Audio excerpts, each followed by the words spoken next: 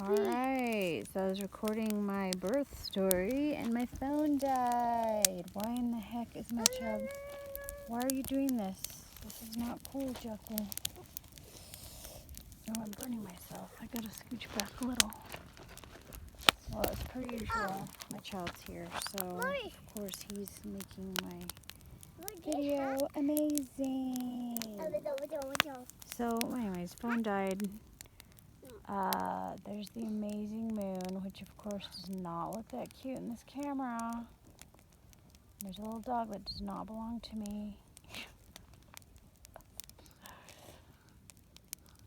But yeah, go on my Instagram, you can see some way cuter photos of that moon that I got earlier. Anyways, the DR insisted on yanking out my freaking uterus, so...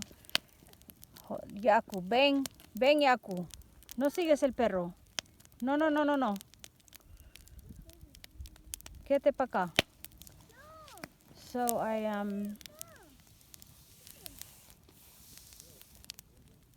didn't want to protest too much.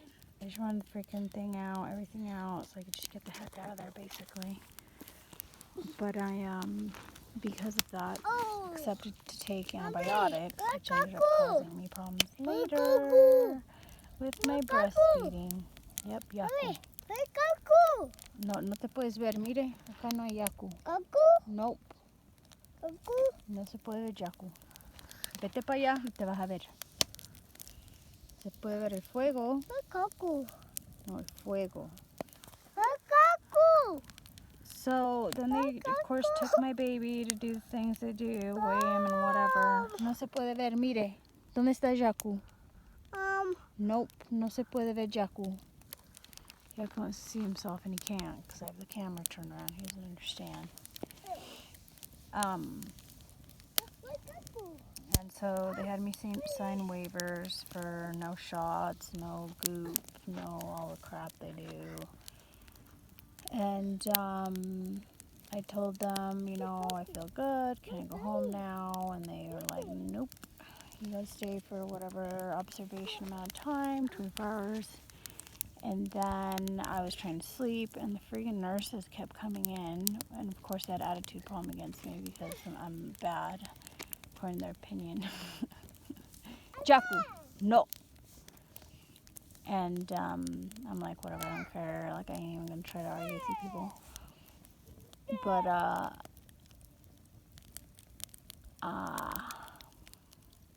they wouldn't let me sleep. They were checking my whatever every freaking hour.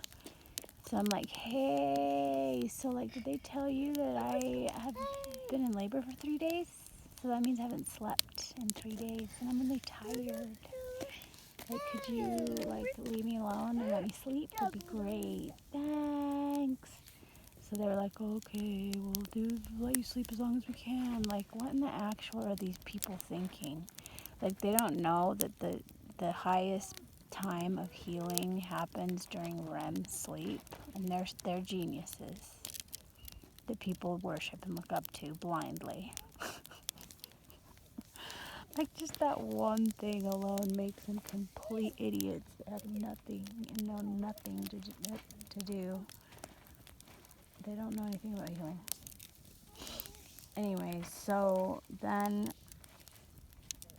they did let me sleep, and then my guardian angel, my just savior of everything, came in as my day nurse.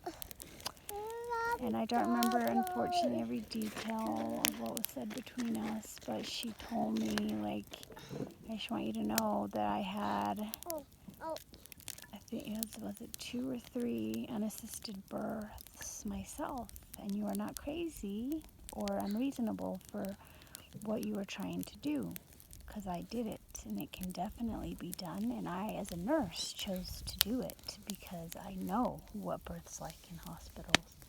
So, of course, she's telling me this on the ixnay on the way down low, on the you know, because she doesn't want to get in trouble with the locals out in the freaking lobby talking shit on me. And I was like, thank God for you, because I was starting to go like, what the F was I thinking, you know, semi starting to question myself, and I was so bummed and whatever. And she's like, no, like for whatever reason things didn't work out for you, it had nothing to do with birth. Like birth works and you're good. And so she was great, and she was a person that came in every day. And of course, they assign a pediatrician to the baby, and my baby's chin was quivering, and they were trying to blame me for what I had done, that his chin was quivering, and they were saying, you know, you didn't get any prenatal care, so maybe you had, you know, pregnancy diabetes thing. And I'm like, nah, I didn't have that. And I probably did, because the stupid plant diet that I was on. But and I was like super fat at the time and sick as hell, actually. But I was like, nah, I know that wasn't it. I felt fine. I didn't feel any blood sugar issues, which was semi-true, actually. And you know, because they gave me the list of, oh, did you this and that and the other. Anyways, they wouldn't release the baby. They held the baby hostage. They had him kidnapped. They were trying to steal my baby. And so, of course, I was annoyed, but I was going to cooperate with them because I'm an idiot. I know they're psychopaths that have to get their butts kissed, or else they will fucking make your life a living hell, potentially, and possibly, and most likely. So I just said, okay, they said, you can go home, but the baby cannot. So I was like, oh, okay, well, I'll just stay then, because I don't want to leave my baby. So I stayed in the hospital with my baby for 3 days, the time that they told me that they had to keep the baby to observe the baby. And while those 3 days were going by, they kept pricking his heel to check his blood sugar, which came back perfect and fine every time. So I was like, hey, like, did you guys ever consider that possibly he's just a little traumatized? Because, you know, I was in labor for 3 days, and then, you know, the Pitocin was like squeezing him and really crazy squeezing him, and he was already tired and traumatized from the freaking 3 days. So, you know, maybe that would he's just a little bit freaked out. And that's what's causing his little lip to quiver. Well, by the time the 3 days had passed, his lip had like stopped quivering, and the last check that the pediatrician did on my baby, she comes in is like the biggest bitch to me, and I was just like, whatever, lady, you're brainwashed to drug deal to kids. Like, that's how fucking stupid you are, and useless. You're a child drug dealer, like literally the worst of the medical system right there. So do you actually think I care about your opinion? Not in the actual slightest. Like, the whole thing's just freaking comical and hilarious. But, you know, I didn't say nothing, and she kissed her butt. The 2 words that she allowed me to exchange with her, and didn't call her on her stuff, because you know how they can't handle actual facts and truth of reality, because they're gods and you're supposed to kiss their asses. Another thing is they kept bringing me pain pills because throughout my pregnancy, like from the time my baby was like 4 months old, 4 months old in gestation, I had like the worst pelvic pain, and it's called a thing. It's where the pelvis softens sooner and whatever. I had that, and I was so much pain. So that was one of my issues in labor. Even when I was laboring at home, every time I have a contraction, I would push on that painful pelvis, and just that's what made it so excruciating, actually. And so after I had the baby, I was still sore there, obviously, and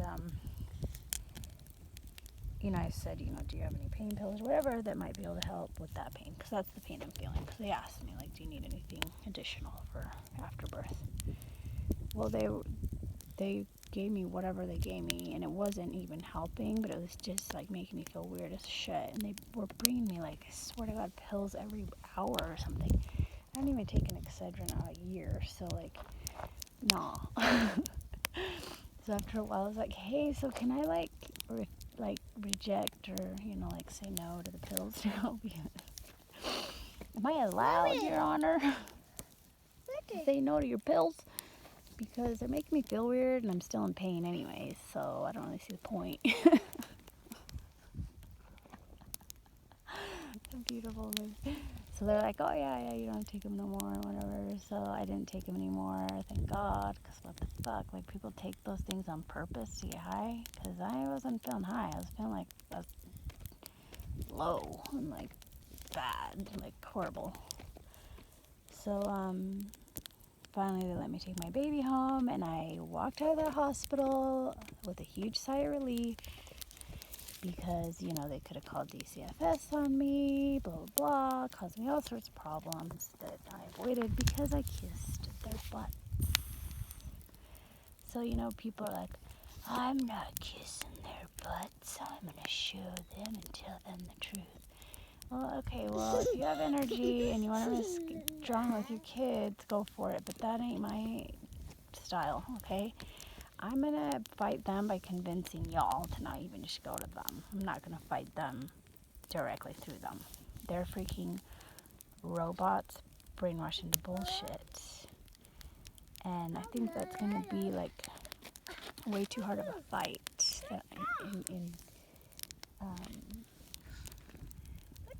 that's not my niche. I'm not fighting them.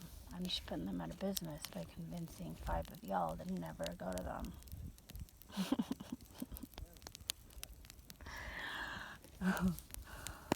But what ended up happening at that birth is I was breastfeeding just fine, but then I ended up getting thrush on my nipples. I mean, with that baby after, and he got thrush in his mouth, and then it just fucked after that. And then, like, the baby just, I didn't want him to lose weight, and like a month went by and things were so bad and I can't remember, but I ended up giving him a bottle thinking I was just going to supplement, and he refused my breast after that. So that sucked a D, but I was so freaking stressed that it ended up being a relief, and we ended up getting super sick, and then my ex's mother had supposedly cancer, but basically the medical system cut her and poisoned her to death, and she was dying, like, and one moment to the next she was having seizures and I can't remember, like, crazy stuff, and I had to get on an airplane with my 4-month-old baby and my 3-year-old to go save her life, supposedly, right? Because this is what my ex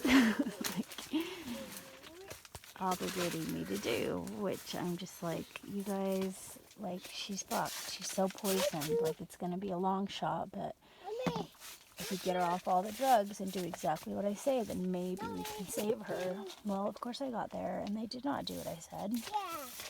They were too busy injecting her with drugs and poisoning her, and so she freaking died.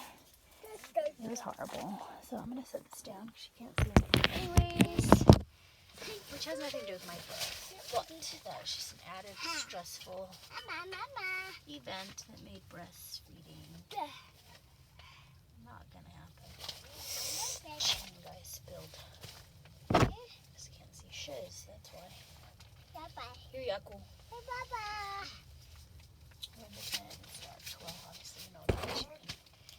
So, well, that's the end of my birth story. Finish off that birth story. It was a very long one because it was a very traumatizing one, and after I had that baby, I did not know if I'd want to try that again. But then when that baby was 6 months old, after I got back from trying to rescue my ex-victim mother, it didn't work. She croaked on my mouth. Because people were not following my instructions. I actually had healed her quite a bit, actually. And everyone was so impressed while she was laying there dead with how healthy her skin looked. So she was riddled with yeast and all this shit. It was so horrible. And she was all swollen up with edema, and oh my god, it was just terrible. And I'd gotten all the swelling to go down, and all her skin infection, yeast stuff to heal all over her body. It was completely healed, but then her liver just fucked because I kept giving her very strong injections of pain stuff and refused to stop.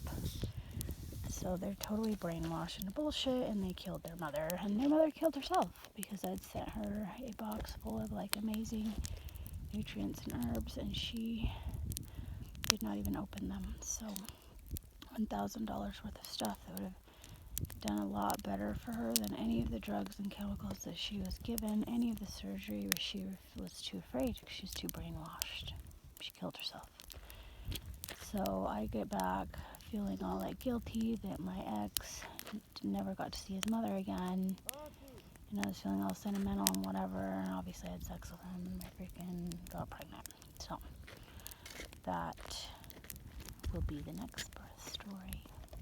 My trauma birth was a 6-month-old baby, and then I got pregnant with my